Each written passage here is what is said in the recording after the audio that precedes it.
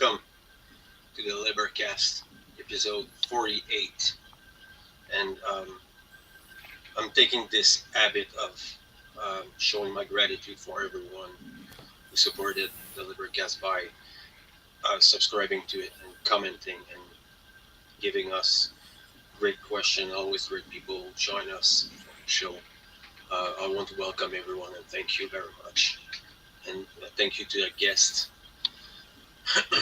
that come and pass on the LIBERcast. You're the pillars, actually, of this podcast. So thank you, everyone. Um,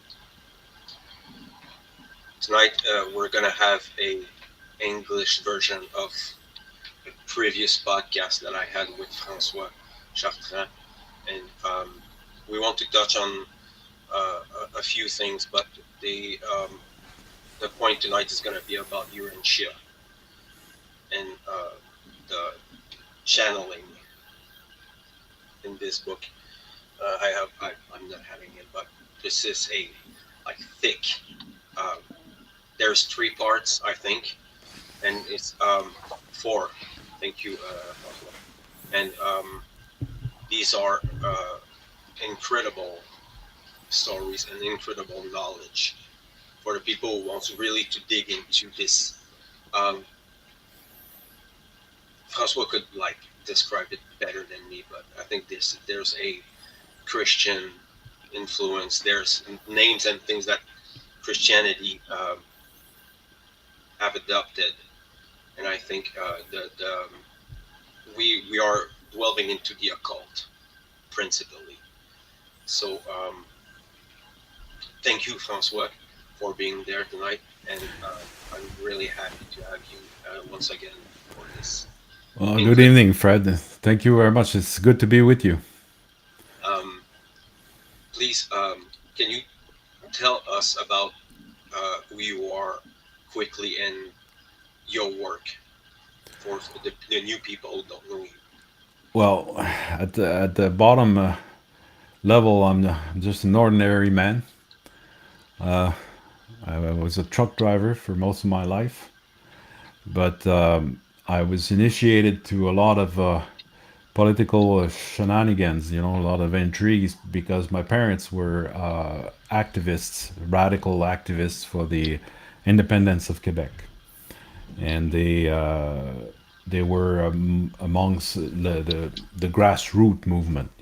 There was a handful of people back then that had this idea and had the will to promote it, and my parents organized the first great public manifestations for the idea of the independence of Quebec, and it created a lot of chaos, a lot of hardship, and I saw their I saw the maneuvers of a lot of hidden forces. And I saw all the intrigues in many different aspects of politics that normally we don't get to see unless we're at the forefront. Where when you're fighting a battle like this, you uncover a lot of hidden factors that play.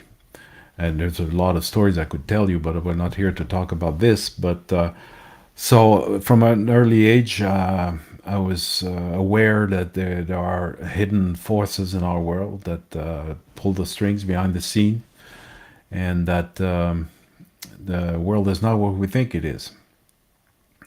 For most of us, we have an understanding of reality that is very partial. There's a lot of hidden realities, occult realities that are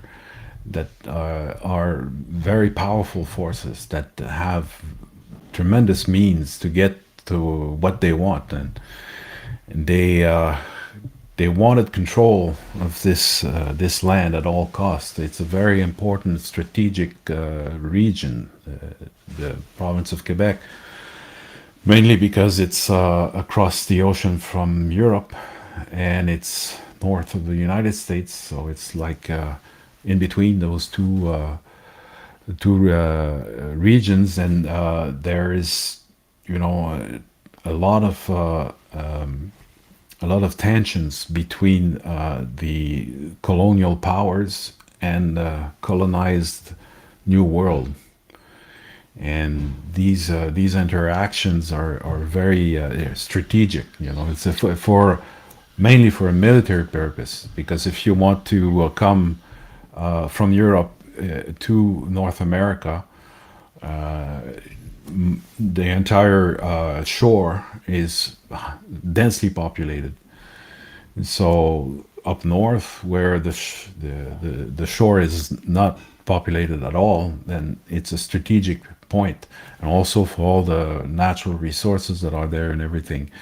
I stumbled upon an old video clip from Richard Glenn with I don't know if you've ever heard of Serge Mona or Monast. He's the first guy that came up with the information about the Bluebeam project. He's from Quebec, but he was a journalist in Los Angeles, and that's where he uncovered a lot of these things. And he was saying exactly that. He was saying that the Quebec is probably one of the most controlled society there is, for sure in North America, but in the Western world also.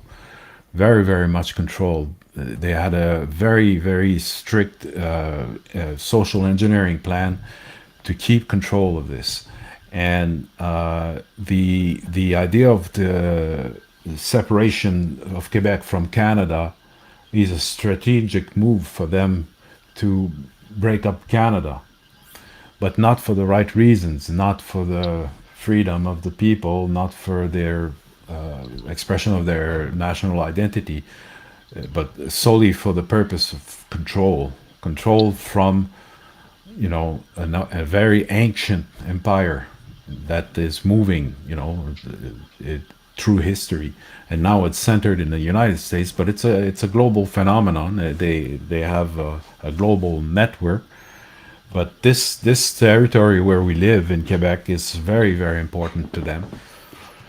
And so the whole thing is a big show, big theater. Everything is orchestrated. It's just like if you've seen the Truman Show. Sure. It's a Yeah, it's a little bit like that, you know. Everything is fake in here Yeah. in Quebec, The and it's get culture, the culture is broken. yeah, yeah. The people of Quebec are broken in many, many ways. Yep. They, yeah, they have been completely uprooted from their traditions, from their history, and it's an example with my parents' history. Eh? I mean, they're totally wiped out from history. It's amazing because people are question sometimes, is there a conspiracy? Yes or no? Well, I'm the living proof of that. My life is the result of a conspiracy to cover everything that my parents tried to do, and it was taken over by a fake sovereignty movement. It's all fake from the very beginning, and when you see the seminal events, the very beginning, the grassroots of a movement, you see these things at that moment that you will never be able to see afterwards. Once they get control of the narrative, once they get control of the people's mentalities, then it's completely hidden afterwards. But in those first moments, you see these things happen. You see how they subverted. You see the diversion they're using and the distraction, and how they place people in certain places and how they manipulate. And the sovereignty movement is completely fake. It's totally controlled not by the people Absolutely. of this land. It's controlled by much more sinister and more powerful forces. So are the freedom movement in the United States. Sorry? Mostly the freedom Oh movement yeah, yeah. in the Same thing. United States and everywhere. It's co-opted. You know, Yeah, yeah, you have all these new agers now that are getting in and like brainwashing people. Yeah. selling them like fake spirituality Yeah. and things like that. And so the people are very submissive and victim. The victim mentality is very out of mud Yeah. times. You know, Yeah. oh, I'm so oppressed. You know, I'm so judged, and there's so much of that. Yeah. You know, Yeah. It's passive aggressive. Is to claim that you have a right because you've been a victim. And it's not useful when you want to assert yourself and be free. We're not victims only if we choose to be. But if we choose but it's a battle though. You need a lot of courage. The Americans too is a broken people. And the sophistication of the mind control is astounding. How far they're advanced. These are very ancient bloodlines, and they have a lot of experience, a lot more yeah, than we can even imagine, and they know how our brains work. we're gonna touch into the occult, and I know there's some people know what the occult is that's gonna listen to it, but I just want to talk for people who don't know, and we're saying this word a lot because the occult is essentially a science that well, it would be the science of natural law and the invisible like structure in the universe and the cause and effect um, that we are living 365 days a year. It's always there, like immutable, essentially. So, and there's people that thinks that occult means evil or demonic or ill-intended, like really bad things, and it's not about that at all. Actually, occult means hidden or concealed. So this is knowledge, and knowledge is neither good or bad. Knowledge is knowledge. It Exactly. depends on how you using it. Yes. These people, this priesthood, now they're white coated. They have uh, bow ties and costumes, and you can see them everywhere. They are the priesthoods, the doctors, you know, they're all they're all priesthood of a religion and of an ancient cult. And some of them are in Hollywood. Most of them are in the government and the military industrial complex now, and the corporations and all these things, and but it's not all bad. There's a lot of dark. There are a few of them, but they're very powerful because of their influence, and Yes. they know how to they know how to control people. They're ancient psychologists. You know, Exactly. they know how the human behavior are. They're behaviorists. Yeah. They're very cunning and intellectual people. They know how to control people without using force anymore. And we've seen it. It's very efficient. Yeah. It's the new war is war for the minds. I mean, they've went through a lot of destructive periods where they've found out in their minds it's a humanitarian thing. To gain control of people's mind, it means that you won't have to kill them. You can convert them and make them work for you if you can control their minds. So the mind control is the tip of the spear in terms of military strategy.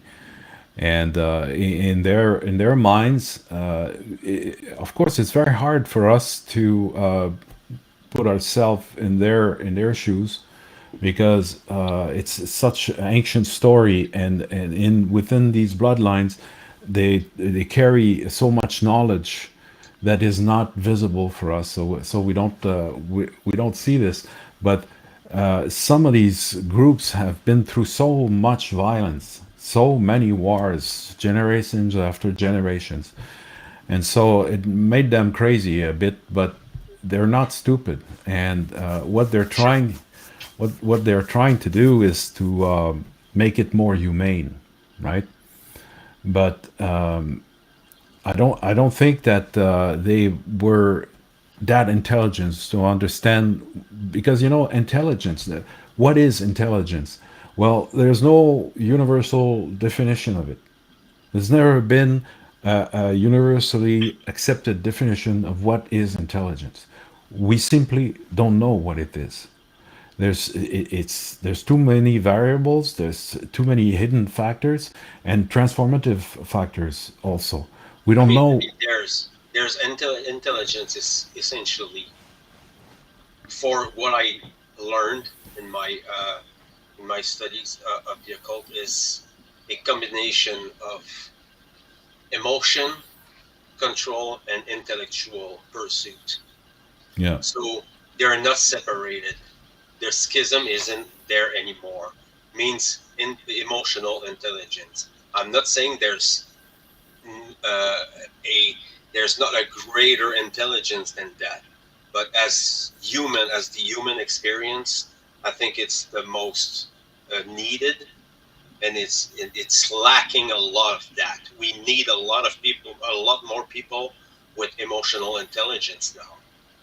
It, yes, it's just before I'm letting you, because intellectualism will send you to a more linear thinking. You're gonna be more of the systems and the linear stuff. And if you are going too much into the emotion, you become very unstable, and you yeah, cannot make, in either way you cannot make good good decisions. You're gonna be, you need to balance these two elements. Some people will interpret it with two part of the brain, and it's way more complicated than that. But essentially, you have the masculine qualities and the feminine qualities of the human, and then for most people, these things are not synced together. We have to work our way to syncing this, put a balance between this, and this is what they call the third eye. yeah, Actually, it's when you balance these two things together. yeah. We synchronize the duality, the two Yep, halves, and bring it together through a fusion, and the third element appears, which makes a whole new being appears at that moment. absolutely. Because emotions do cloud our visions, but it's a component of our mind, of our being, that needs to be observed from an objective point of view. Hmm. A little bit like if you were standing outside yourself, watching yourself. It's a higher form of intelligence that, and then at that moment, like you're saying, there is duality, but you can create balance between both. If you have that point of view of the observer from the outside, you can balance your emotions using the counterweight of the opposite emotions, and Yep, then you create a balance where you don't get taken by your emotions.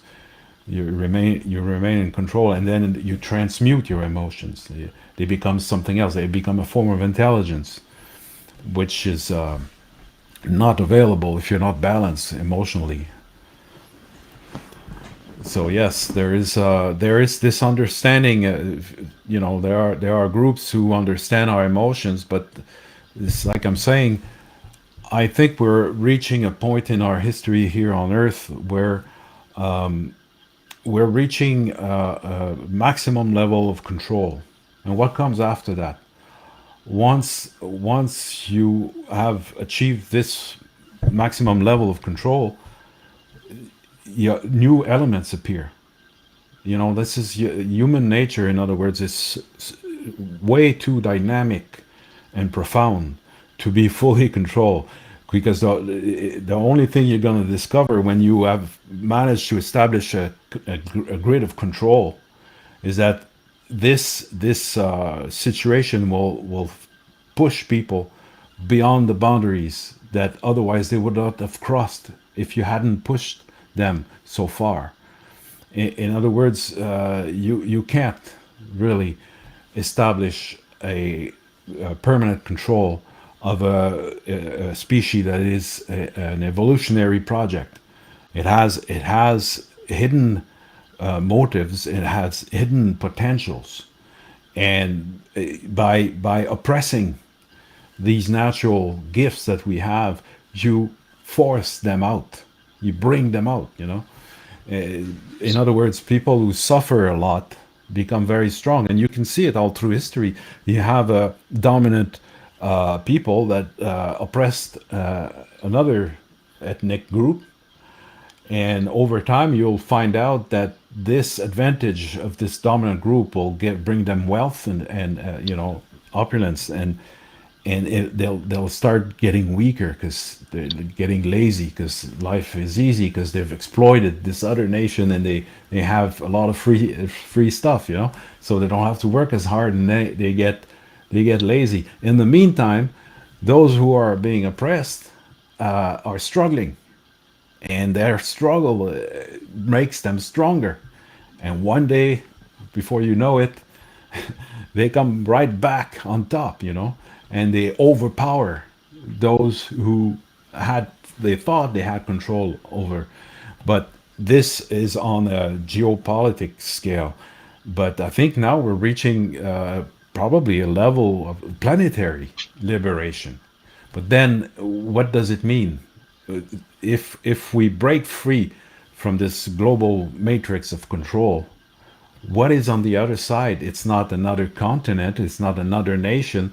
There is no specific group that is not affected right now by this global grid. So this control and this oppression of the entire human family is how do you say, a stepping stone, or a platform from which we can take off into the invisible. Like you were saying, the occult is everything that is not visible. And there is many categories, and it's a very, very large subject. But what we don't know, we don't know that we don't know. And meaning, maybe the mystery is much greater than we could ever imagine. And maybe we are in because people think, okay, we're talking about this subject, this one subject, the occult. Now, what is it? What is it exactly? Well, it's everything that is not in that little box where we feel safe, Yeah. which means all of reality. Because what we have here in our mentality here on Earth is mainly based on illusions. We have very, very little understanding of what reality is, a minimal understanding. Some people don't have any. That's what you call insanity. But most people have a very, very thin perspective on what is real. Most of reality is invisible to our eyes. And in fact, what we see is all a product of what is in the invisible. So the cause of this material realm is outside our perception. We can't even see who's at the origin, what is at the origin of our creation. Our brain is very limited. Our Yeah, capacities for seeing and hearing are very low. yeah, We're very limited, and we have plenty of things that we can talk about. For an example, like light spectrums. we cannot see much of them. You know, Yes. we only see through a between ultraviolet and infrared. You know, it's very limited, and because it's the limitation of our body. But essentially, what and it's very true, and Francois was very true about that. Very truthful, and it's not because you don't see it that doesn't exist. Yes, and I'm wondering if we don't have as a potential that is not exploited right now, but is present in us already from birth, potential to see in the invisible realms. And that's why, the subject that we want to talk about today is very, very important. Uh, to try to understand what might be possible for our brains to perceive if we had transmuted our faculties. And I think that it is available, that we will, before long, those of us who have the intention. Of course, it's all based on the human being that wants to know that this question that we have. You have to have a question. You have to have specific questions to know what you want. What exactly do you want? And I think that the planetary quarantine, where we're stuck in this hellish universe right now, it's very, very troubling, but it has a very powerful effect, a very positive effect. It allows us to purify our minds of all the superficial desires that we have, all the things that we want or we think we want. Then they dim in value in our experience when we suffer so much. We let go of many things, and then we refine our search, and we find out what we really, really want more than anything else, and that's a purification. And I think that this is the hidden factor, because otherwise, the world being so dark, if there is no redemptive value, if we're stuck in this darkness for no reason at all, you never come out of it. It's depressing to hell. It's like you can't cope with this. Mentally, you break down. But then it seems like we have the ability to reinvent ourselves, to re-educate yourself, and to transform ourselves. And in this transformation, we can start to see the invisible, to understand that it's real. And this is a little bit what happened to me from an early age. When I started reading the Urantia book, I think it's important I mention, because a lot of scriptures will captivate people's minds and make them very focused and obsessed with a book. But it's not the case in for myself with this book, because I read it in my early 20s. I found it by coincidence, and I read it 3 times in French, and then I bought it in English because it was written in English. I wanted to have the original version. And the authors in this book, it's 4 books. In fact, you have the central universe and the 7 super universes. That's the first book. The second one is the local universe. The third book is the history of Urantia, which is the name of our planet given by the authors. And the fourth book is the life and teaching of Jesus. And the authors are said they say that they are not from our world. They are from out there in the cosmos, and they write about their observations. Apparently, the authors of this book, I'm not saying it's true, I'm saying this is what they claim. The authors of this book say that what they write in this book is what they were able to observe to themselves directly by watching our world evolve over thousands and thousands of years. We're talking about beings, allegedly, that are eternal. They don't die. They're very, very ancient, very, very wise, very intelligent, and they're watching us for thousands of years. And then they write a book about it. So if there's the slightest possibility that this is real, I think we need to pay attention. It's a very interesting theory. But the type of life that I went through in my childhood with all this illusion and all these lies and all this psychological operation manipulation, I had become very, very skeptical. In my early 20s, I was very, very skeptical of everything. I questioned everything. Never wanted to follow anything. And my father, you know, raised me like that. You know, he was saying, if you love me, son, don't go to church. And I was like, why? Because they'll show you how to follow. I want you to lead.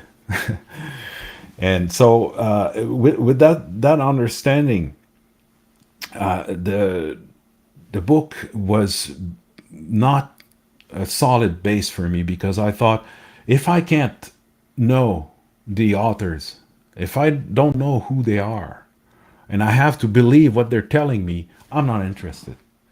The book is incredible. I found it fascinating, and I read it with great attention. Many aspects of this book stayed with me because it's a very, very powerful work.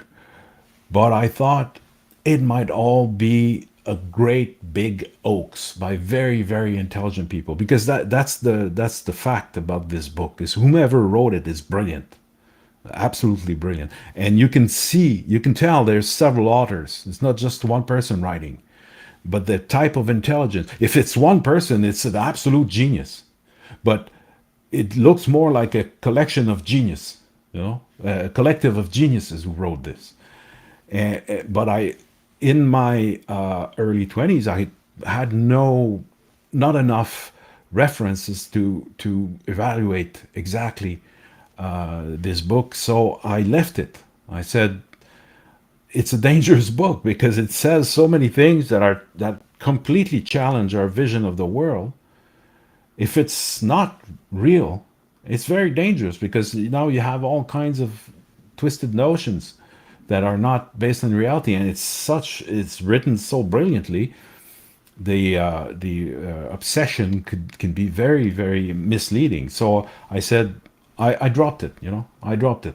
I said fine, okay, it's a good book, very interesting, but I don't know if any of this is actually totally real. But I thought if it's real, it's all real. If it's not real, it's all false. Because this book has such a unique perspective on our world, such a unique explanations about the universe outside, the things you never heard anywhere. You know, if you start reading this book from the beginning, the good chance you're gonna get lost because the first book talks about the central universe and the seven super universe. So it talks about the origin of the universe and the structure of the universe and the functions and all the different levels. And they use very complicated terms. And if you don't know what exactly they mean, it's a life study. This book to really fully understand what exactly all of it. It's years of study anyway, and I didn't have time. Even Manly P. Hall, that is a great occultist. He talks about the seven universe, Yeah, the seven great suns. yeah. I Well, mean, this is they're all connecting together at one point. yes. This is an example of what has occurred to me, to so that I talk about this book right now with you, is that 30 years later, not too long ago, I came upon this book again by coincidence, and I started reading. I didn't read much of it, just a few chapters, and it struck me so hard because after 30 years, I've had a very unusual life. I went outside of the beaten path, and I travel a lot. I've been a nomad all my life. I've been moving around constantly for 30 years, going all over the place, very curious, very inquisitive, and spoke to a lot of people, found a lot of things, and I was building my understanding of the world I live in. And I had many questions because a lot of stuff is not very easy to have confirmation. You know, it's hard when you're not inside of any structure, any group, any organization. I was always a loner, and but I looked from the outside a lot of stuff, and I have a I'm very curious. So after all these years, 30 years of studying the world I live in, I had many questions that were unanswered, but very specific questions. I fine tuned my questions over time. There are certain very specific things I needed to know to make sense of all the pieces of the puzzle I had gathered. I couldn't see the big picture, but I knew there was something there. I knew that these pieces were all part of the same puzzle, but I didn't know what it was. And then I read a few chapters of the book, and it was all there. It was all there. And I didn't see any of it when I was too young, too ignorant. I needed 30 years of research to finally come back to the book without, not willingly, just by coincidence, and then realizing, oh my God, it's all there. They're answering all of my most important questions one by one with great precision. Things I had not perceived when I read it when I was young. And I was like, wow, this could be real. This book could be real. The authors could be exactly who they say they are. And if it's the case, we better pay attention because this is amazing revelation. Amazing. But me, I'm like the kind of person that I need confirmation in my experience. That somebody tells me something means nothing to me. Even if it's very seductive, even if it's very tempting, even if it's well presented, I always remain skeptical if I don't have the experience myself firsthand of whatever I'm studying. But I had that experience after 30 years. I understood a lot of things, not things that I've read from a book or a website or heard somebody talk about. What I found out is that I listen to everybody, believe no one. But what I found out is that everybody's biased, everybody, including me. We see the world the way we are, not the way it really is. And it takes a lot of abnegation, I don't know how you say in English, to selflessness, to really see reality as it is, because we have this filter, the ego. It's normal. We need it. We need this. We need the ego to survive in this world. It's important. It's a survival mechanism, but the quest for knowledge is obstructed by this survival mechanism. But I found out everybody's biased. The trick is to listen to everybody and make up your own mind, and that's what I had done. And it's a very hard job. It's very difficult because I dedicated all my life to this, to try to find out the truth behind the appearances of what's really going on. And after 30 years of research, I come back to the book, and I'm like, now I'm thinking, okay, this could be real. This could absolutely be real, because it's such an intricate work, and it's so pertinent, and the whole book has a unity.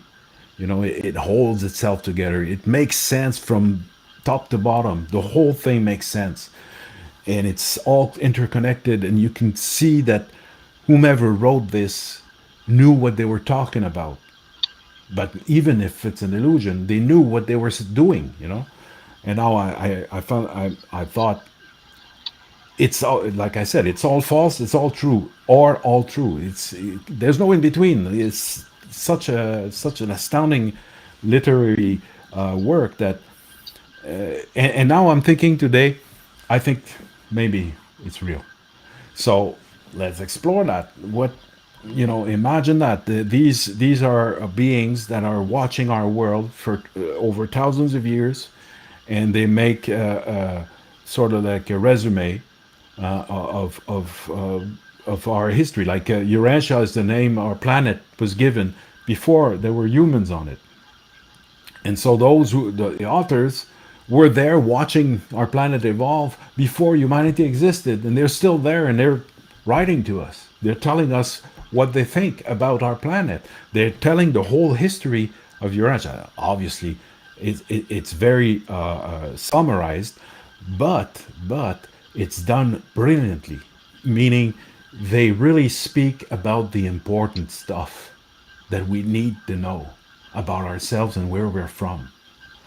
And it gave me such comfort to know that there were answers there to my questions, because it's a little bit, I'm a little bit an extremist sometimes with my research. I went very, very far, to try to find out these things. I paid a heavy price for these research because I was never funded or part of any organization. I did it all on my own, and I'm from the working class, so I didn't have much means, and so it's very, very expensive.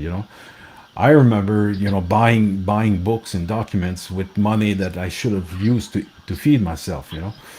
But this is how this is, and so the price was heavy to pay. And when I find so many answers in that book, I find a lot of release, a lot of comfort, knowing we might not be alone in this, in the universe, and they're here and they're watching us. There's many people who covered this with the time, and Urantia is one of them. I mean, Sitchin has been like talking about this. He has his own interpretation of the story, and then we have Michael Tessarian, Yeah, who I know made both of them. extensive, and he's still revising all the time his book. He's genius. Yeah, He has been like looking to the Vedic history and the nuclear war that happened like eons ago, and yeah. he Michael started like Tsarian, I listened to him intensively years ago. It's very, very interesting, man. And there are others, I guess, but he's quite unique. This guy, Michael Siren, in his way of seeing. He's one of these thinkers that he's never been cornered in a box. He's a free thinker, and he's very intense and a lot of research. But what puzzles me is that a lot of the very advanced minds, we never hear about the content of this book, the Urantia book. And I think that's because it's too much of a challenge to fit what this book says and what we know here, from our research here on Earth, and what they say. To match this is a tremendous work, tremendous work. I had to revisit all of my previous conceptions while reading this book. I I had to readjust so many things that I understand why, if you spend your whole life studying different subjects and then you come upon a book that is written by people who seem to know a lot more than you do, that so much that you will never know as much as they do, and it's sort of like there's a sort of a challenge. It's a tremendous challenge to. It's like you come in contact. It's like when you're in a competitive world like we are. We are trying to find our way through this world, and we're trying to establish ourselves, and we have this need to have control of our life and to control of our knowledge and all of that. And all of a sudden, it's like we realize we're just little kids, and here are great big adults with so much more power, so much more knowledge, so much more power, that you realize, like, what's the point of this battle here on Earth? If these beings are there, they have all the answers, they have all the power. Why are we suffering so much down here on Earth? What's going on? And I struggle with that a lot, because, and one of my good partners, he was struggling with this too. Is like, okay, suppose they're there, they're real, they're very powerful, and they're very ancient, and they're watching, and they know our history better, they know us better than we know ourselves in many ways. But what they say is that we remain mysterious even to them. But still, they know a lot about them, about us. Why aren't they helping us in this crucial moment? And if you study carefully the book, they tell you why they're not intervening. Because in their minds, we're members of their family. We're we're part of their family, and we are like students. And what we need to learn is to know ourselves and to find out what we really are and what we really want. They want us to become fully grown adults, totally independent.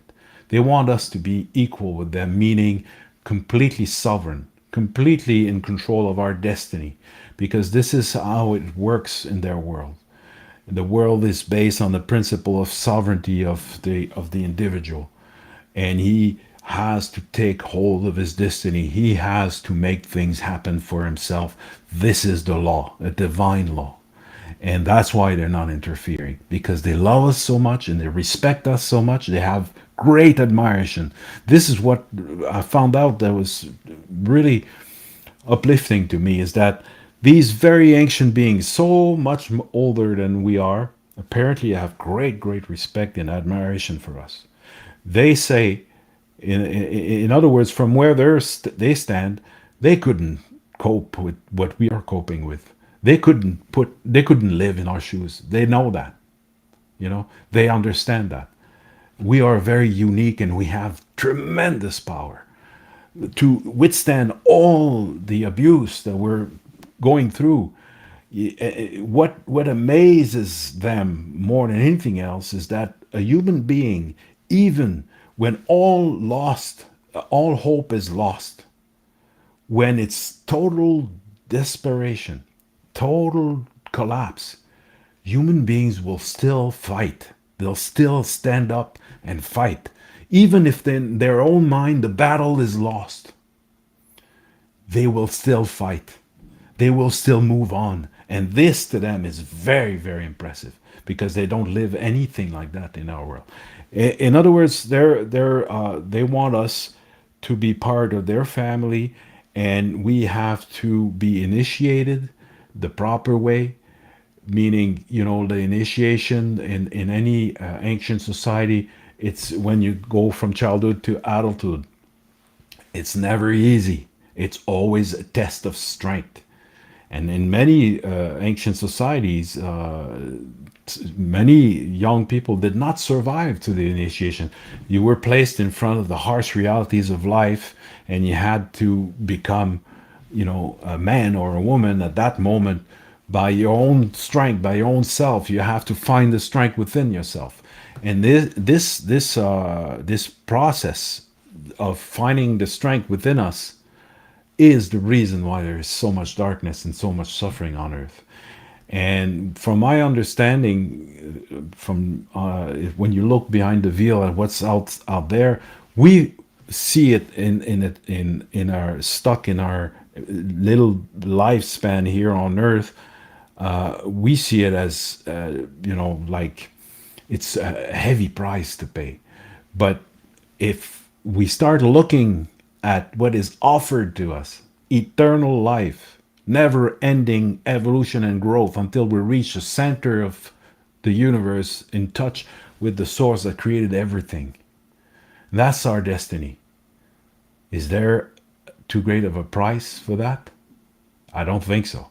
We just need to understand what is offered to us, and then we're going to be willing to pay even more. It's we're going to give everything we have to get there. And that's where we're at, I think, right now. Anyway, because holding on to this world right now and thinking that making money is going to solve the issues of our existence, it becomes more and more futile as each day passes by. And so I think we're at a very important transition point. And that's when we come to the realization of maybe the most important. Like I said, I'm not saying you should believe everything I'm saying. It's just a theory, but it's worth checking this theory out. Maybe the most important single factor in the history of our world is the fact that, according to this book, Jesus was Michael of Nabadon, the creative son of our local universe. And what they explain is that there are a few 100,000 creative suns in the entire universe, which means it's a very, very rare, exceptional type of being. He was created at the center of the universe and sent out in a portion of the universe to create a local universe. This was done over billions of years. This being is so old that we don't know that even the most evolved beings that write in this book that are so ancient it's unimaginable, they say that his age is unknown. He's so old, it's lost in time, and that this being created the local universe, but he was submitted to the will of his father, which is the central source that created everything. That's where he's from. He's from the eternal island of Avona, they call it in the book.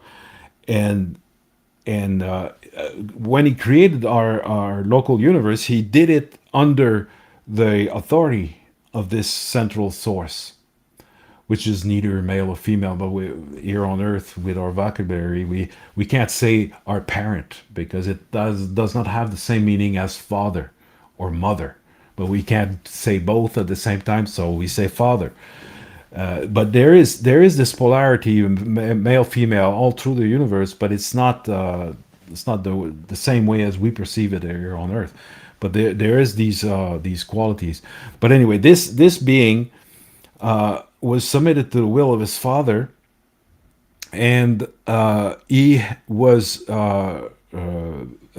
obliged. He was mandated to incarnate himself, to live the life of the creatures over which he has authority. He will have authority once he completed these tasks. He had to live the life of all 7 levels of creatures contained within his local universe, starting from the top, very, very evolved beings, and then going down the ladder to more and more dense and younger worlds. And the last level, the 7th level, is our level. Is the dense, the most humble level of creatures. We are called mortals because mortality is specific to our world. Outside in the universe, life is eternal, but we are called mortals, and we are very limited. And there, we're not limited in potential. We're limited in the process by which we are given life and created. In other words, the potential. This is an experimentary planet, and the type of intelligence that is being created here on Earth is innovation. It's a new type of intelligence that we are invited to manifest, to bring forward something that only the Creator knows exactly who we are and what we're going to become. All of these beings looking at us, they know that we are the children of God. We have a potential that is unmanifested, that is mysterious, and we are going to become something totally unimaginable to us right now. We have no ability to understand who we really are at this point, but they seem to have a good idea of our potential because they're ready to do everything they can to make sure that we can cross over and become members of their family. But eternal life is not a given, unlike you see in the New Age spirituality. It's just a matter of time. Everybody will make it, and we're going to go through reincarnation over reincarnation until we reach that point. So you don't have to do anything. Just relax, let things go. Even if you die, doesn't matter. You'll be born again, and you'll have another chance and another chance forever. But that's not how it works, apparently.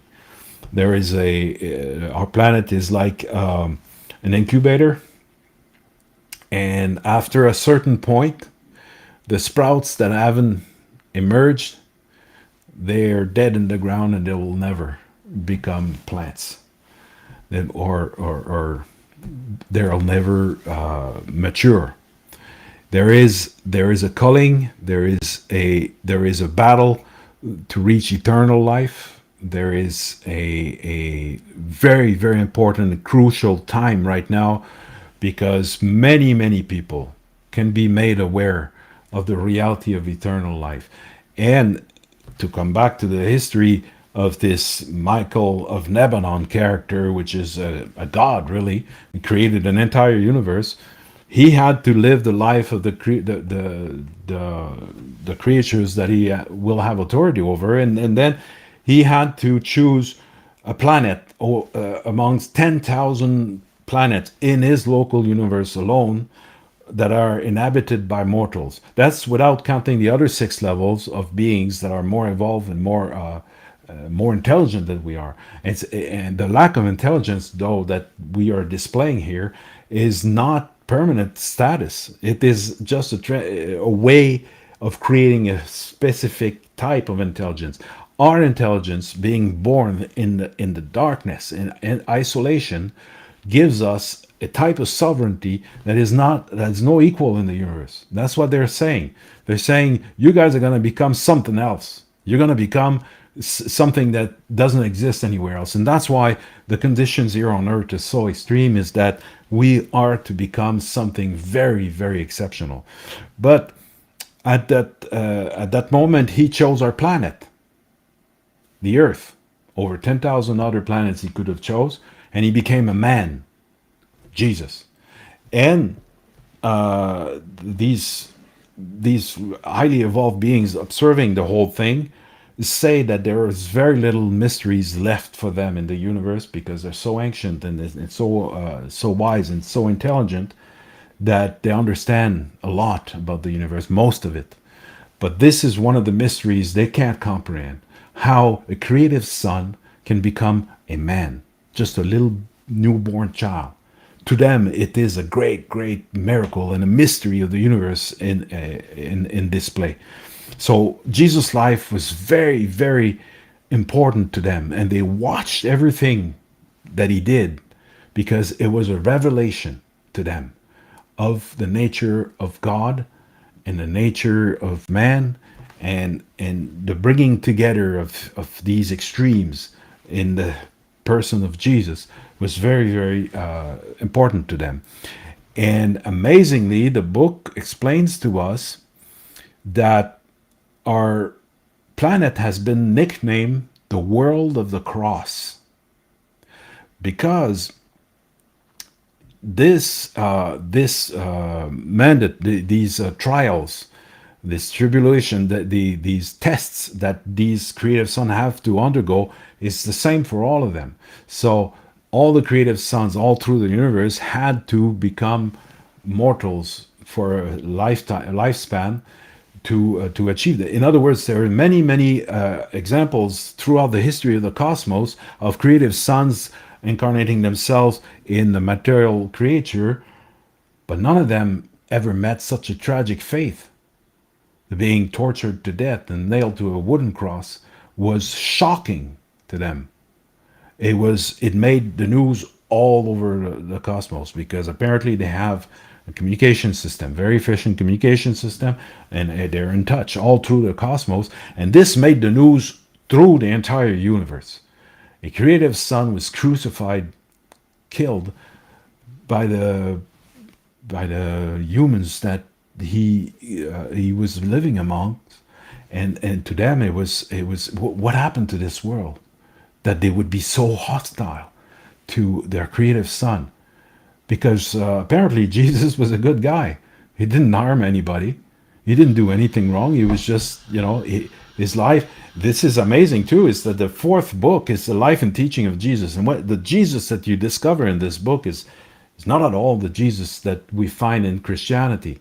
It's very, very different. But the amazing part is that this book tells us that all the events related in the Bibles really did occur, except that it was written down after the facts by people who did not fully understand, or were not witness to the entire thing. So it's a very partial storytelling, and it's been distorted also through time, through all the different dogmas and the translations and all of the dogma of Christianity is very, very far from the Jesus that we see in this book, which is a very interesting man.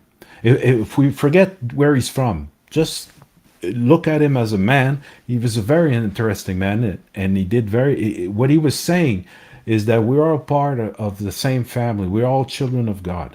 He hated miracles. He never willingly created a miracle, according to the book.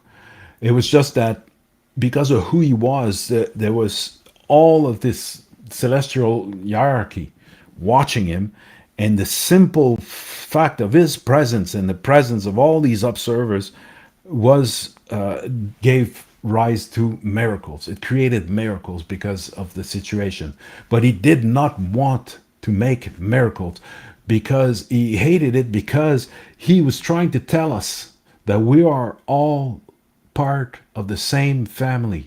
He didn't want to be worshipped. He wanted us to worship who sent him, the creator of all the universe. And he was brought down to our level to show us that he's totally like a brother with us. Like he was very close to people, and he wanted to explain to them things that they would understand as an equal, face to face, man to man. He was talking to people this way so that we would understand this idea that it's within us, that we have that power. So when he did miracles, it ruined his message. You know, how come he can do it and I can't? He's different, right? And he hated that. He wanted to be with people and close to them. He was a very, very interesting man. And so, but the thing is that after this is a very important part.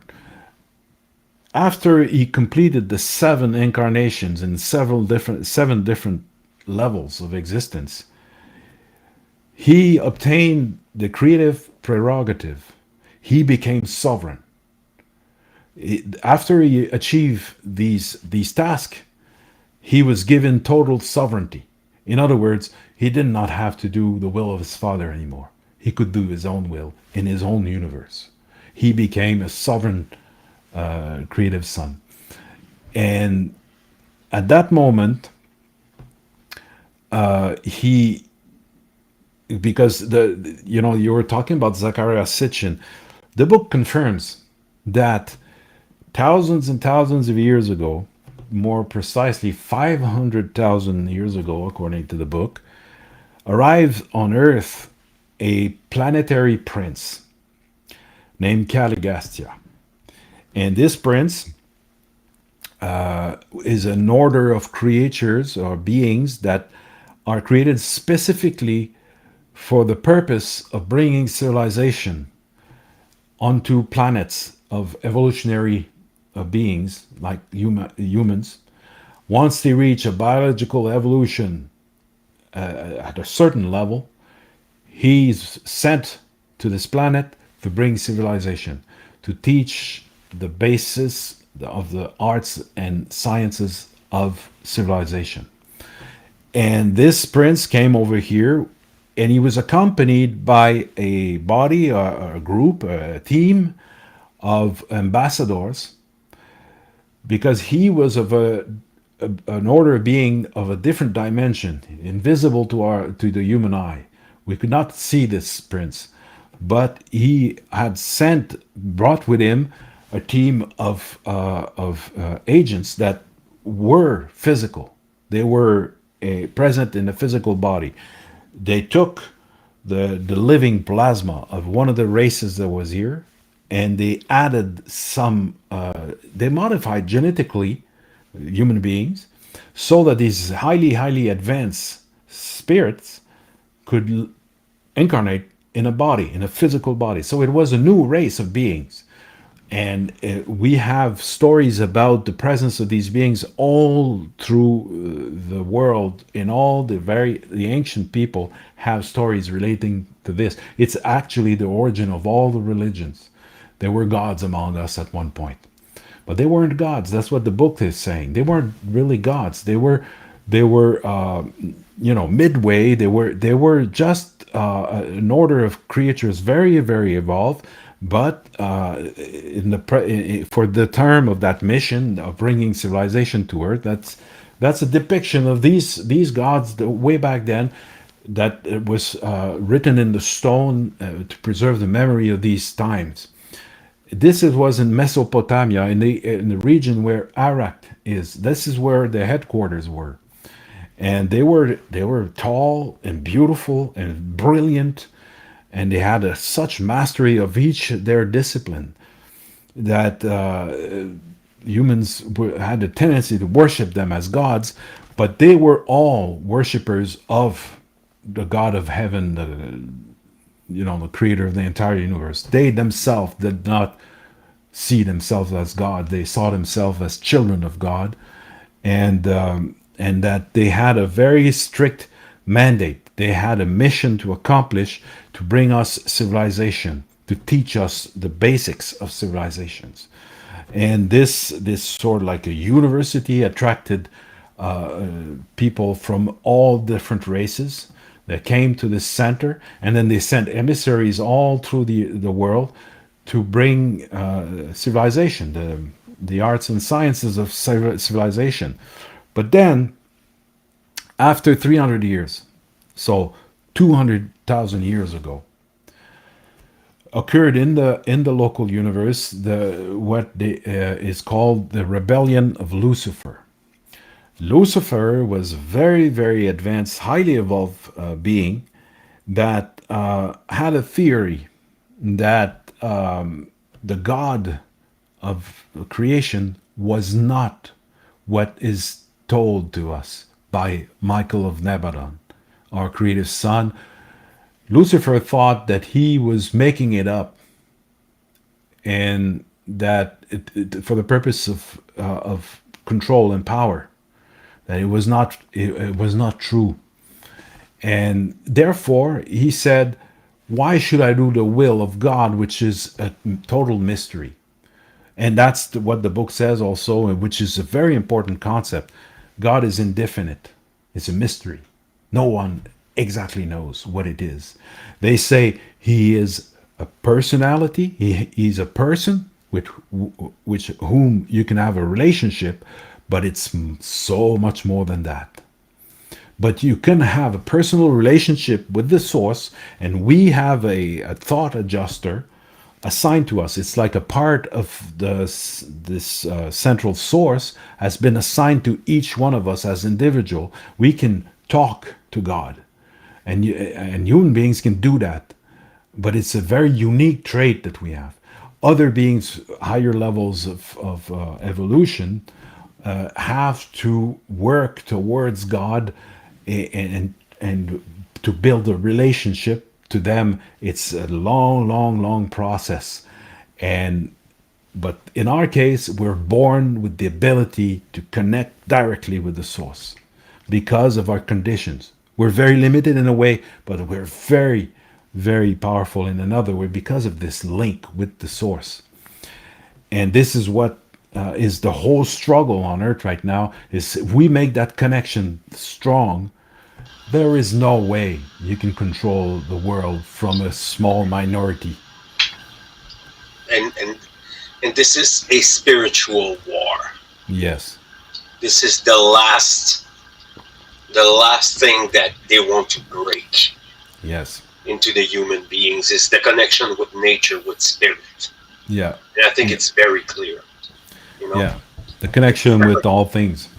separating from each other's Yeah. as humans, Dividing as us. brothers and sisters, and breaking the family, Yes. breaking the connection with your family, your blood, Yeah. and then afterward they're gonna try to break your spirit Yeah. and your will Yeah. and your free will. And Yeah. I want to bring that just before, because I think we're coming into an important point. Yes. We Free will is the freedom of choosing for what you want to do with your life, because you have no control over what's happening around you at a Yeah. certain point. Well, that It's not. It's not. I'm not telling that. I mean, we know all this consciousness is actually energy, and we can change things by our will. But it's very.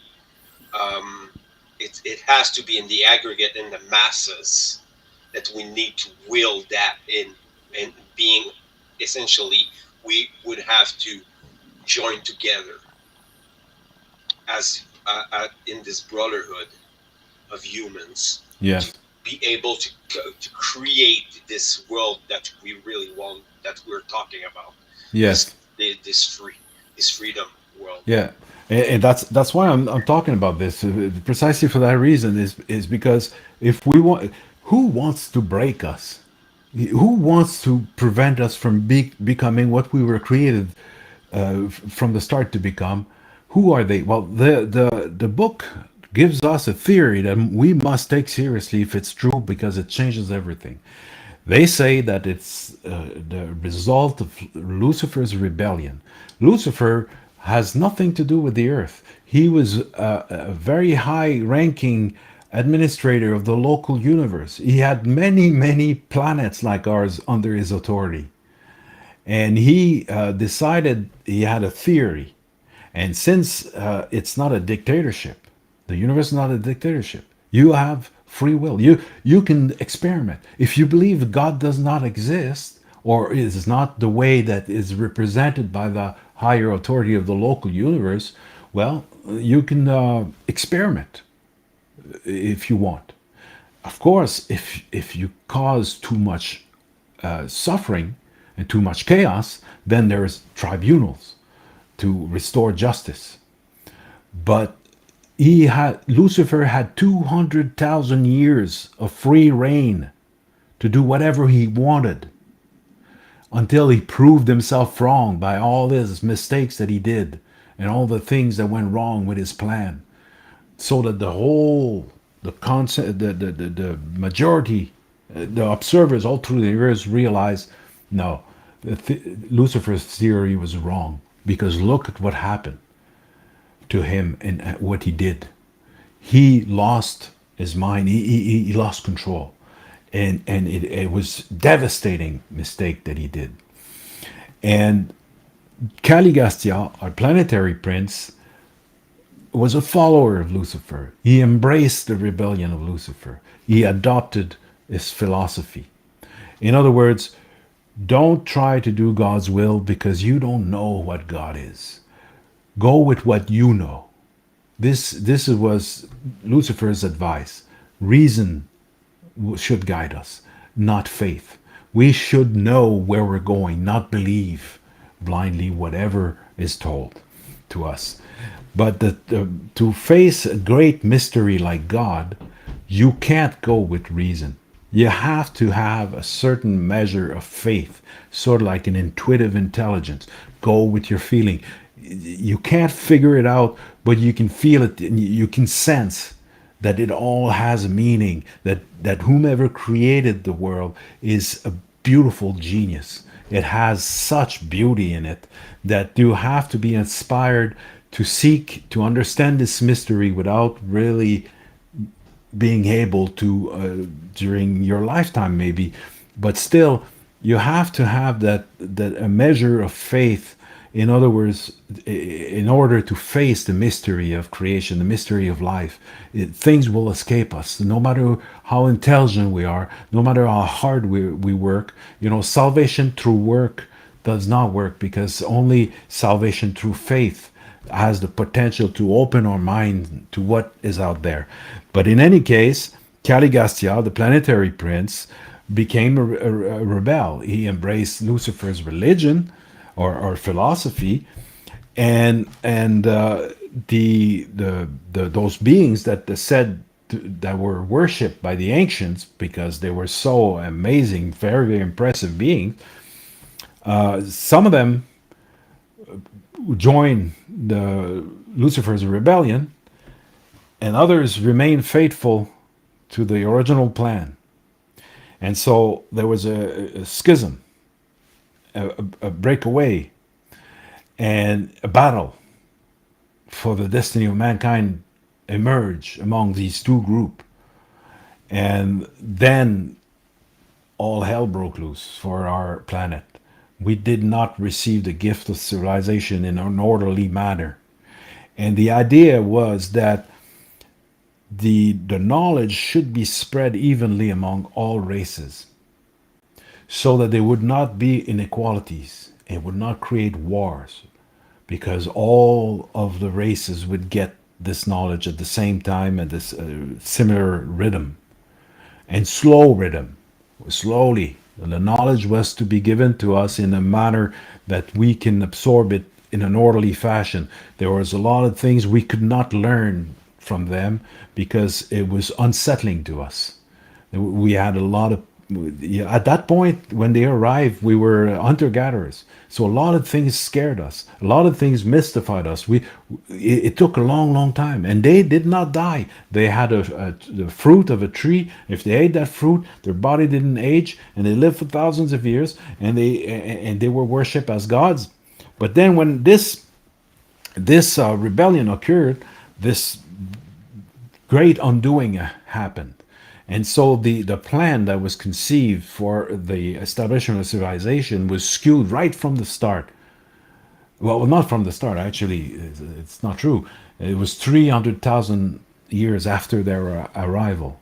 Things started going awry. That's 200,000 years ago. So everything that happened since the last 200,000 years on Earth has been a result of the rebellion of Lucifer and the presence among the leaders of our planet of a plan that went against the divine law.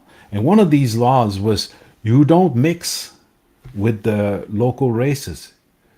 They were not allowed to crossbreed until much later in the experiment, where they would be able to bring this new genetics to all of the other races equally. But what happened because of this, they crossbred with a certain race and not the others. And so a group appeared of human beings, a new race appeared, which was the result of a violation of the divine law. Well, this race is now extinct today, but it's present all through our history and all through the world in all different races and different groups were influenced and were under the authority of this specific ethnic group. And to this day, many royal lineage, the royal right to reign, comes from this. And whether it's true or not, we can't verify it, but that's what they believe. They believe they are the descendants of this mixed race, mixed blood. And they believe that this is where they have the right to rule over mankind. But according to Lucifer's philosophy, salvation through work and through reason and not through faith. And so the entire history of the world has been conditioned by the philosophy of Lucifer, which has caused these groups to become oppressive in opposition, contrary to what the plan was at the beginning, where it was the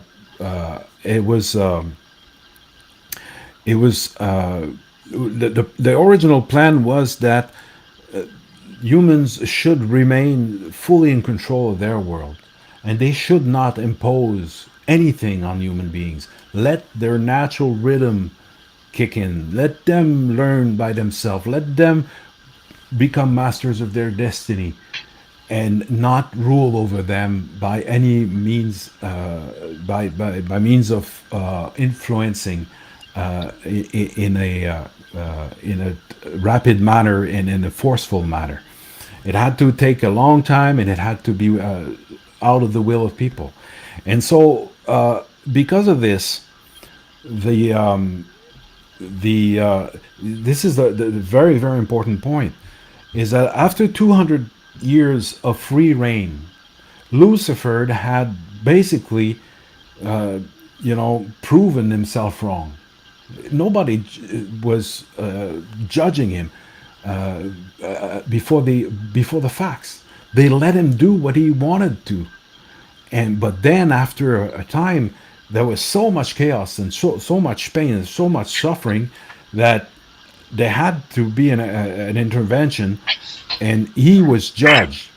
But this is the amazing part, is that what the Michael of Nebadon did not do, he refused to do while he was created son, he did it as a man. Jesus condemned Lucifer. He said, "It's over. You're done." That was 2,000 years ago. And then he was crucified, and because in his country back then, it was already like that, where you had the priest, a certain the Sadducees, I think, a certain caste of priests were pretending to be worshippers of God, but they were actually Luciferians in reality. They were it was what is it called, apostasy. In other words, they were preaching something they did not believe in themselves. And Jesus called them out on this. He was the famous words, the synagogue of Satan. Jesus knew this, and he called them out, and that's why they killed him. He was crucified because of the remnants of the Lucifer's rebellion. And I just want to add something, is that Luciferianism still exists. By the Yes, way, for sure. it has been many names Yes, through the ages, even in Egyptian myth. It's very redundant in history. yes, There's Freemasons, yes, Saturnian Luciferianism inside, and then it's very astrological. It's very yes, astronomic, but it's pretty much the same. yes. It's the most ancient religion on earth that is at the root of all other religions that came afterwards. When you talk about Freemasons, they have this concept of the great architect of the universe. But this is an important part. Like in the stone carving that you showed us earlier, there's two faction fighting. There's one body of knowledge they brought, but two factions fighting. And I wonder sometimes if Freemasonry is not the manifestation of this duality, where is it is it God or Lucifer who's the great architect of the universe? And I think this is a decision Freemason yet have to make. You see, I think it's too early to condemn the whole thing, because I think many of them might choose the right side in this battle, because it is not in their knowledge. The search for the truth does not exclude that they would discover what I'm telling you right now, is that apparently the Lucifer's philosophy, or the religion, Lucifer is I don't know if there's a word like this, Luciferism, or anyway, the religion that we call it Satanism today, or there's many different forms of it. Your microphone is muted. Luciferianism and Satanism are not actually the same thing. Yes, I know. Yeah, there's many different versions of that because it's such an ancient history. Of course, it has branched off in many different directions. But at the core of this, the book tells us that it's there's something real that happened. But the thing is, 2,000 years ago, Lucifer was neutralized, condemned. He's out of the picture. He's gone. So what's going on with the Luciferians controlling the world? How is it possible if Lucifer has been condemned? Well, the reason is that it takes time for everything in the universe, much longer than we would like to, because our life is so short. But 2,000 years is not very long, and what we're living through right now is the remnants, the residues, the effects of this rebellion. And even after the master is gone, here on earth, people, very high level, very powerful families still follow the same script from the origin of their movement, which was the rebellion of Lucifer. So they have lost their leader, but they're still charging. You know, they're still active, but it's only a matter of time before they reach this maximum control level where they would need to cross over to this cosmic realm. In other words, for them to connect back to the world of the origin of their belief, there's a threshold to cross, and they can't cross it because on the other side they've been neutralized. You see, they have no place in heaven anymore, and so they're trapped here on earth, and the only outcome possible is that they will face the consequences of their actions by the actions of humanity. We're about to take them down in a big way, and that's why there were no intervention. Apparently, God wanted to see this. He wanted us to wake up and get rid of them by our means. But we've not been left alone. Jesus came and he told us things. There's a mysterious force at work here. I don't know if you've heard these testimonies, but I heard many of them. Many of these testimonies, right, directly, people telling me their story, their life story. Apparently, Jesus is real, has a real power, and people who call on him receive help. And people who never read the Bible, people who never been in a church, people who are not Christians, I heard people from different religions, testimonies from people from all different walks of life, saying when they were facing death, in this moment of despair, a cry from the soul came, and what instinctively, as a reflex, came to them was the name of Jesus. They called Jesus for help, and he helped them. And it's been known by this Luciferian group, this Jesus. I think they know who he really is, but it's too late for them. They went wrong a long time ago, and now they would have to seek redemption and turn over to Christ. But many of them feel like it's too late. They feel like they're beyond redemption, and they still cling on to the hope that their plan was the right one, that Lucifer was right, and they're trying to prove it. But I think it's a completely waste. It's a complete waste of time. But the most amazing part, I think, of all of this is that Jesus said, "I will come back." He promised to come back. Now, I'm not saying it's real. I'm just saying it's a theory that is established on a very, very powerful revelation of our history. The entire history of Urantia is explained in this book, in this one, the third book. And it's just amazing to read. Amazing reading. because it connects to many, many mysteries contained in the occult sciences. And it reveals things that we had not been able to see from the point of view of the earth. They're talking to us from a different point of view, and they see things from afar and they have a big picture. It's a beautiful, beautiful story, in fact, that they're telling us.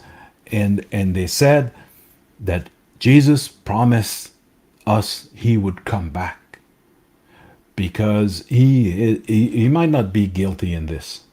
It's Lucifer's doing, but he surely is responsible as a leader. If he really is the chief, the great chief, the central, chief of the local universe, he has a tremendous responsibility toward us. And he said he was going to come back. Now, is he going to come back? Like when you tell people, they say, "Oh no, he's going to come back in the spirits, in the clouds, in our minds." No, no, no. He's already there. He's the creative son of the entire universe. He's everywhere. He can't leave the earth. He's all through the universe. He has this ability to be everywhere because that's how you create a local universe. You have to have control of all of it. And you have to have access to all of it. And he always had access to earth. He can see what we're doing here. So he cannot leave or come back.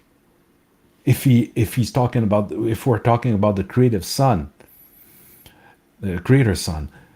No, it was a man. It was Jesus saying, "I will come back as a man." Now, I don't know about you, Fred, but we look at the world and how the Satanists and the Luciferians and all these secret societies have built a nightmarish world of control, madness. They're totally obsessed. Why? Because they're terrified that they might have Sure. went the wrong way. They know, I think they know who Jesus really was. And they're terrified. They're like, we screwed up bad. We can't give up now because we're going to be wiped out. This is what they're fighting for. Their very survival. They know that if they lose control, they're gone forever. That they understand, you see? So this is the crucial battle, the crucial moment where they come out in the open. The masks are off. Now we can see them, in the news now. We can see them at work taking apart our civilization and establishing a complete tyrannical control over all of us and try to get rid of many of us. And if this Jesus character, this Michael of Lebanon, does not show up now, well, I think he missed the train. I think the whole thing is bogus, because if he has any pride, if he has any honor, he has to be here now. He must be here now if he promised us he would come back. It's now that he has to come back, because maybe I'm wrong, I don't know, but it seems to me like if something does not happen of that magnitude, where somebody will show to us their illusion and their lies and their weakness, that to manifest into our world this confidence that we are the children of God and we have not been forsaken, we have not been forgotten, we are not to be messed with, and whomever has tried to take us down will serve as an example to show who we really are. And I think we're about to see something absolutely amazing. This cabal of lunatics will come down so fast we won't even believe how fast they go down. And we're like, this is a miracle. And I think it's going to happen in an organic way. It's not going to be some phenomenon coming from the sky. No, no. It's going to come from within. We're all going to wake up one day and say, okay, enough is enough. It's over now. And once we make this decision, it'll go very quickly. And I think that we're right there at that moment. Now, I'm I have, like Jesus was saying, you have to love your enemies. And the reason why, I call them lunatics and all of that, and that they're going down, I don't hate those people. I think they're human beings, basically. They're very, very hard to understand and very strange, but the core is that they're human beings. And I think that the worst can become the best. I think there's no limit to the power of God to bring a soul into the eternal realm. I think that we must suspend our judgment and let divine justice make its way through the organic functions of our humanity. In other words, it's pointless to try to fight them. They've committed suicide. This guy was saying the other day, it made me laugh. Their plan is so evil, if they succeed, Satan will commit suicide. You see, they, this, their behavior in this world has nothing to do with the origin of their belief. They went so far down and they're so removed from the source and so removed even from Lucifer or Satan, because apparently Satan was one of Lucifer's lieutenant, and he was in charge of a local universe where our planet is, not a region of the local universe. Anyway, these beings have been neutralized, and now what you see here on Earth is the remnants of this horrible story, but it has a very important message in it, a very important lesson. I think that we're about to learn about ourselves is that no matter how dark things are, the light comes from within us, and it's more powerful than anything else. Anything else. We can overcome any darkness, and we have that power, but we would never have known about this without these trials. And what we're going to become might be completely different from anything that we could have become if we didn't go through these trials, through this nightmare we're in right now. And I don't know if you feel it, Fred, but I'm myself personally being pushed beyond the limits right now. I must admit, some days, I've had enough. It's hard, but the fact that I'm still standing and talking to you, it brings me great comfort, knowing everything I've been through. Of course, we don't have time to go through this, but I've had a very, very hard life, and many times I thought I was done. And the fact that I'm still alive, to me, is a miracle. And each day I take it as a miracle, as a bonus. It's a gift. None of us have created ourselves. It was given to us for free. Now, of course, there are days where you wish you had never received that gift. But if you don't die, you get stronger.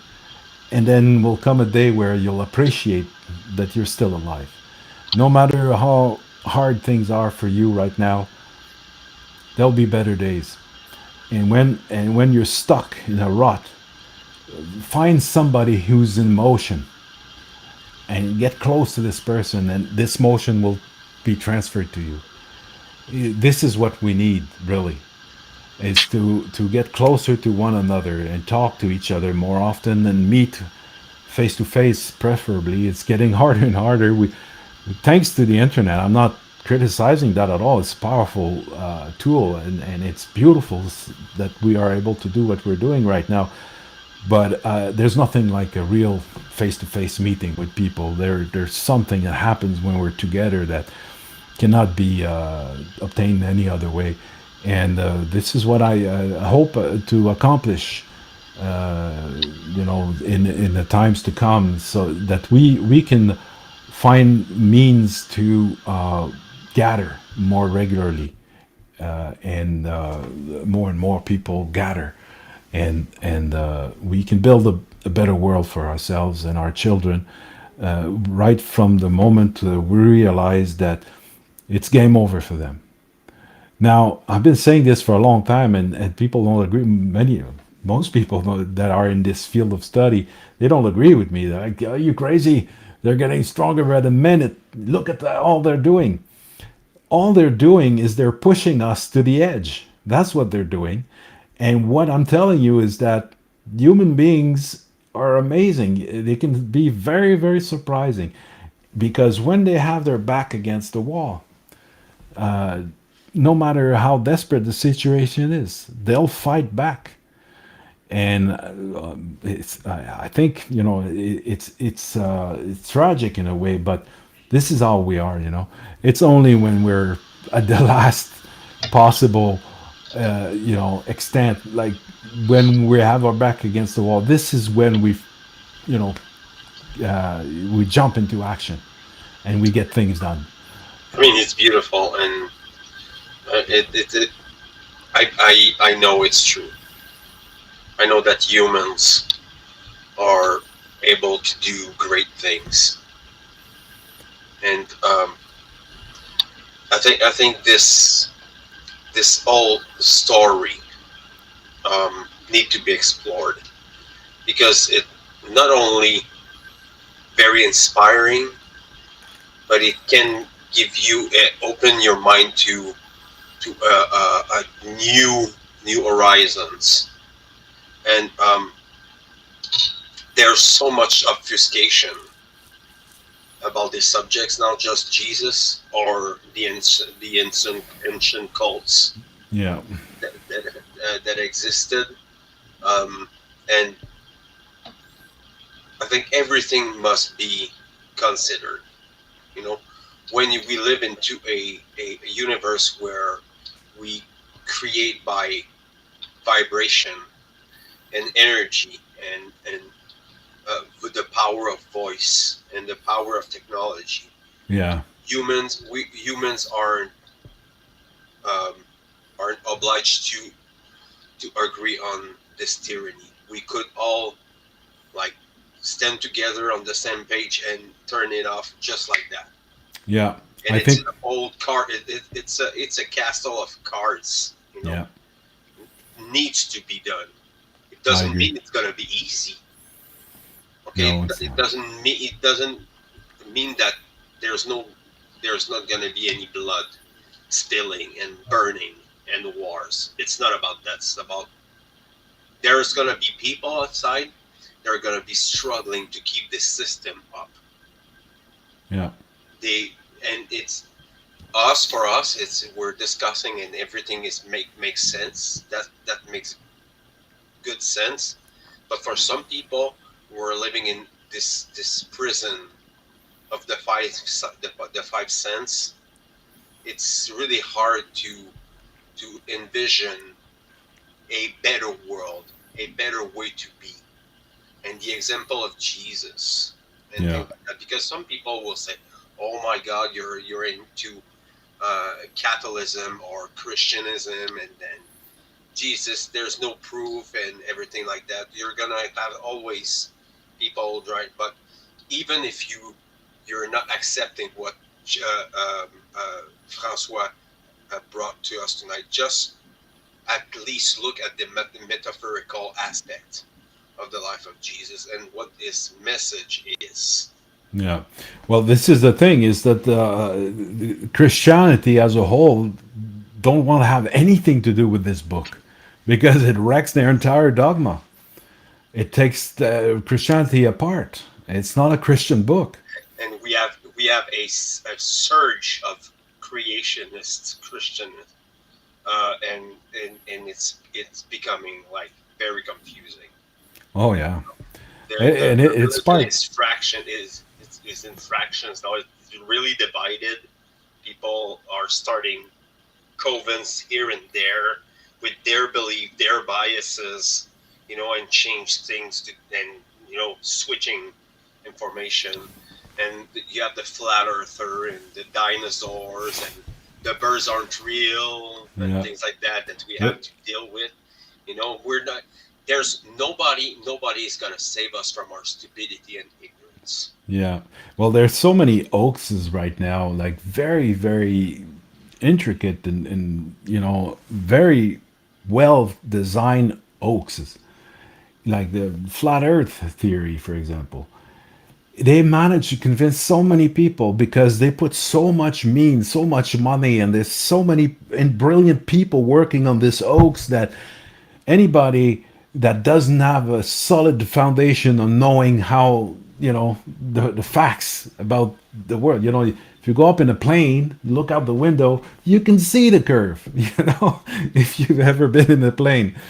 But there's a lot of people never noticed that or never been on a plane, or they never had any advanced knowledge in any science about outer space. The fact that since we invented telescope, we've been watching everything out there, and it's all spheres, nothing but spheres, and all of a sudden here this would be flat and these spheres would just be like decorations out there. It's crazy. But Birds aren't real, Francois. Don't you know? yeah. No, and then when they're getting into the electric cables to charge them because they're not real. They're robots. You know. I know it goes far, Oh even. my God! But It's yeah, bottomless. but I think the greatest oaks of all, by far, and the best financed oaks and the most ancient oaks, it's about Jesus, who he really was and what was his mission.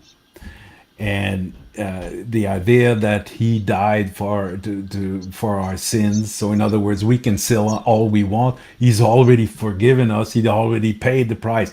You guys can party all night long. It's all on the boss. He paid for, and you can be stupid and ignorant and do all kinds of crazy shit. You're already saved because he paid the price for you. That's crazy.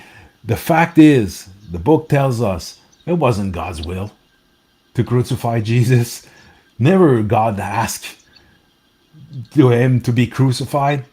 No, his will was that he accepts the challenge to be a man, nothing but a man, and he did. And he faced the consequences of being a man. And when you're condemned to death and you're a man, that's what you're going to do. You're going to die. There's no saving grace. You're a man, right? Jesus was a man, and they wanted to crucify him. And they asked him, if you're a son of God, why can't you save yourself? And that's what he said, because my kingdom is not of this world. Otherwise, you couldn't touch me. But I'm here in your world, and I'm one of you, and you have the authority over me, and you can crucify me if you want, if that's your will. That's it. It was the man who crucified him. That was their will. That was done that day, that fatal day. But the whole universe saw this, and he promised he would come back because things are not settled. He's going to settle the score here. And I think when if ever such a man walks the face of the earth, he's not going to be anything like the Christians think. Or the dogma that the Christian religion has taught us to see Jesus in a certain way. Like, for example, that he had to shed his blood by the will of his Father. That's and there's The many, astro many, many things in the dogma, the Christian dogma, that is very contrary to the reality of who Jesus really was. the astrotheological aspect Yeah, to that too. There's a beautiful metaphorical story yeah, about this character, real or not. If you people get into this just a little bit, you're just gonna have to dig a little bit, and you're gonna find a lot of like connection patterns are gonna come back. You know, they, and state and the only thing I mean, it's so interesting. Urantia, I presented. I got the book there.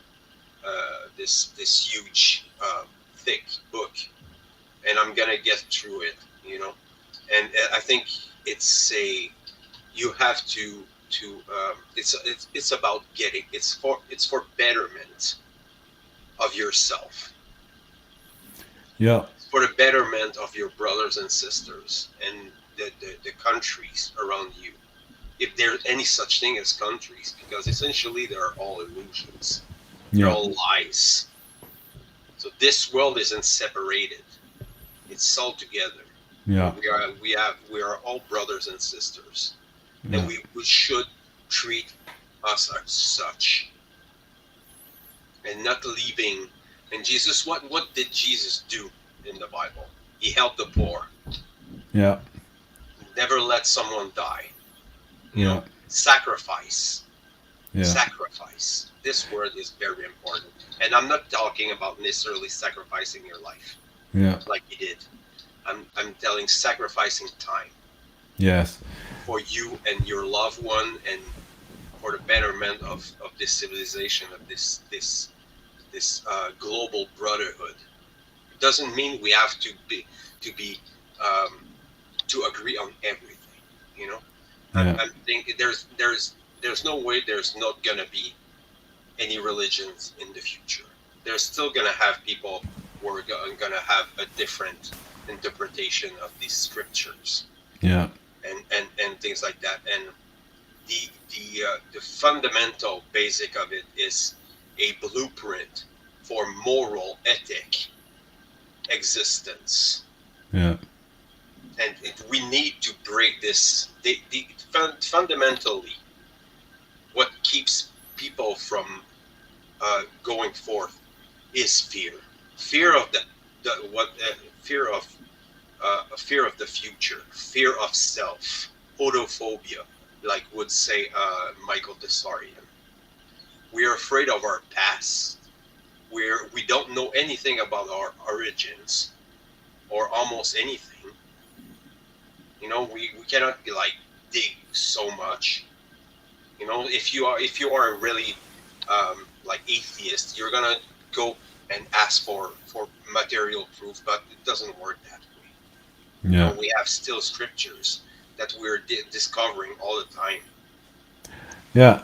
I'd like, if you will, to relate to you an anecdote from the book that I just popped into my mind listening to you. At one point, Jesus is alone by a well in the desert, and he's really thirsty, but he doesn't have a container or a rope to get the water. So he's just waiting there, and this woman shows up. And back then, it was a man's world. Women had very, very little influence, and it was very. It was not accepted for a woman and a man to be alone together like this. Like a man should not speak to a woman that is alone. He should speak to her, the man accompanying her, right? But this woman shows up at the well and alone, and she was surprised when Jesus talked to her. He asked her for water, and then he started having a discussion with her. And she was talking about the fact that many people are talking about the Messiah is coming. God sent us somebody, and we're waiting for him. And there was a lot of rumors around this event. And Jesus said, "I am that one," to that woman. The amazing thing is, it was the first time in his life that he ever said that to anybody. Never to anybody in his family, the apostles, his disciples, anybody. The first person he said it to was this woman from a different ethnic group that was an outcast because she had several men, and she was considered like with bad reputation, and she was an outcast. She was alone, and that's who he chose to tell. The first human being he ever told, "I am that one." He told it to this woman that he wasn't even supposed to talk to, and that goes to show what kind of person he was. He was very close to the people. He loved human beings, just like like it was authentic. People who knew him didn't see anything different about him. He was a man. He was working as a carpenter. He liked his job. He loved his family. He was an ordinary man, very very ordinary man from a working class. The only thing that was different about him is how much love he had. You could see it in his eyes. You could feel it in his presence. He loves people so much, and that's why we still hear about him today. he had such powerful love that even to the last moment he was converting people. Even just before his crucifixion, people saw how he would endure the pain. They saw the dignity and the kindness. They saw that he was trying to help the people that were killing him. He was trying to reach out to them, not to save himself, but to save them. You know, somebody that you're about to kill, and he's worried about you. He's worried about your destiny, even though you want to murder him. You know, this is the kind of man he was, and the people who saw him, many people were changed forever, and that's what Christianity was born in these early moments. Everything was lost afterwards, you know, when the Roman Empire took hold of it and all of this. But the whole thing started from all the people who met him, and they saw there was something about this man that was authentic, real. He was a real human being with real love for his fellow human beings, and it's a very inspiring story. I'm telling you, the life and teaching of Jesus in the Urantia book is something to read. If you hate Christianity, which many people do, and I understand why, read it as a novel because you'll enjoy it. You'll enjoy it. It's good. It's a good story. It's well written, and it has nothing to do with any Christian dogma. So, I mean, it's always a very interesting talking with you, brother. And I would like to thank you again for participating and sharing your wisdom and your knowledge with people. And Well, this interesting book that is Urantia. And there's a lot of things that are connected for me. I mean, even from the I don't have this background of Urantia yet, but there's many things that connect together in the occult and the things that you were telling us, and it definitely gave me the taste for knowing more about it. And I have the chance, I have the thing there, and I'm gonna look into it. I mean, even for me, I'm a objective person. I look at the thing objectively, and I think there's a lot of thing to learn from that. And I would suggest everyone, if you, I think they're pretty cheap. You can find I was looking for a modern version of it. There's plenty of versions there. Is it complete? Is there the four? It's you for to check for that. And if you're interested into more of the occult, then there's pretty much a whole world of knowledge and wisdom that you can get. And the Luciferians like Manly Pial, you know, he was telling it. He was bluntly saying it. He was a Luciferian, but this man was a magi, was a genius of the yeah, and his knowledge has transcended the the ages. The natural law and the way to understand life as it is. And it's very empowering to know these things. And I mean, you can start there. There's basics, fundamental things that we must know as human, and one of them is learning how to think and yeah, how to observe things, because we lost that. We lost this. We are in the post psychological world. Everything now is it's the postmodern. It's become very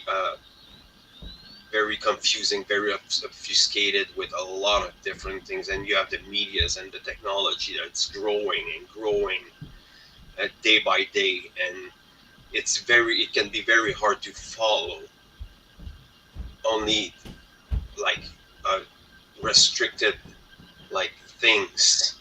Like you can go into technologies and get lost into this old world of technologies and advancement, and you go in the occult, and is this gonna be the same thing? You're gonna have a whole world of you're gonna you're gonna take a few life spent to listen to learn all these things. So Yeah. it's up to you guys to get through it if you want to. Um, so we're gonna stop it now. 2 hours, and That went quickly. Well, thank you for yeah, having me, Fred. It was a pleasure. And we'll talk we're to you gonna do soon, eh? we're gonna do surely another one in French. Yes. Probably in English too. If we have we take the time where we can make it happen. Yes. That's why I like it. You have people who talk two languages. It's a universal way of talking. Like English, it's very like known everywhere. So there's I'm we had some French people. I think they're still there. I'm getting more and more people who can talk the two languages. I'm happy about this. Yeah. This this I've universal. been doing work in French for a long time, for many years, but I've never done anything in English. It's a beginning for me. We had a previous show where we were talking about gang stalking because I'm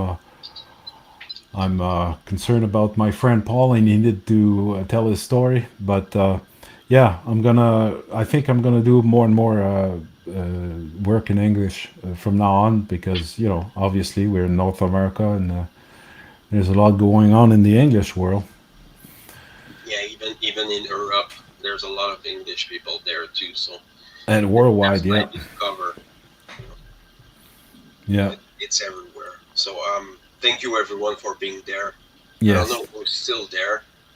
I can see the names, but thank you for being there until the end. I appreciate it. Maybe it's always the same people usually. Hélène and Sophie went away a little earlier. Um, so thank you, people, for being there. And we're gonna see you in the next LIBERcast. That is probably tomorrow. The table discussion. We're gonna see if we're gonna make it happen. If not, we're gonna see in next week. Take care, people.